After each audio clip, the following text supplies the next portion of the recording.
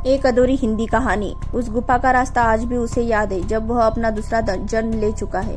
फिर भी उसे यह जगह कैसे याद है, वह बहुत सोचता है कि उसे यह याद कैसे है, पर उसे बिल्कुल भी याद नहीं आता है।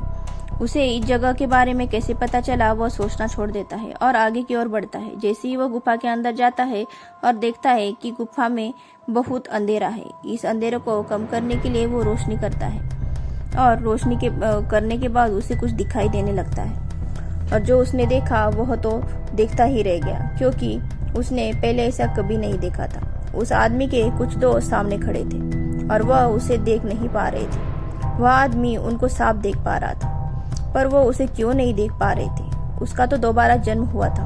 वह दोस्त उस गुफा में कर क्या रहे थे, वह भी सोच नहीं पा रहा था। उसने अपने आप को दिखाने के लिए कुछ हरकत की, पर कोई फायदा नहीं हुआ। बहुत कोशिश के बाद वह हार कर बैठ गया और सोचने लगा कि यह सब क्या हो रहा है, मुझे कोई क्यों नहीं देख पा रहा है।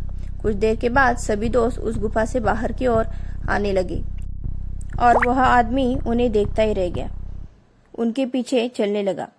वह सब कहाँ जा रहे। सभी दोस्त उस रास्ते पे चलते हुए उस आदमी के घर जा रहे थे। जब उसने यह सब देखा कि यह तो मेरा घर है, यह सब मेरे घर क्यों आए हैं, इसका पता लगाने के लिए वह भी उनके पीछे आ जाता है। जब उसने देखा कि वह घर के अंदर आए और मुझे आवाज लगाने लगे, पर मैं तो उनके सामने हूँ, तो ये किसको आवाज लगा रहे, उसे समझ नहीं आ रहा था ये क्या हो रहा है। तभी हड़बड़ाहट में वह आदमी अंदर गया और देखा कि उसके माता पिता सुबह का नाश्ता कर रहे और खुद को देखा तो अभी तक सोया जा रहा है। अपने आप को सोता देख थोड़ा डर लगा, लेकिन कुछ समझ नहीं आ रहा था कि ऐसा कैसे हो सकता है। तभी सभी दोस्त अंदर आकर बैठ गए और उस आदमी की माता उसे जगाने के लिए कमरे में आई।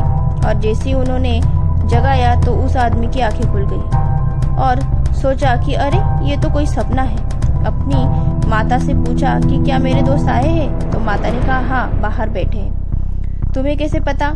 और यह सुनकर वह आदमी बेहोश हो गए। जिसे वह सपना समझ रहा था वह सब सच था। दोस्तों, आपको ये कहानी कैसे लगी हमें कमेंट करके जरूर बताएं और चैनल को सब्सक्राइब करना ना भूलें। Thank you.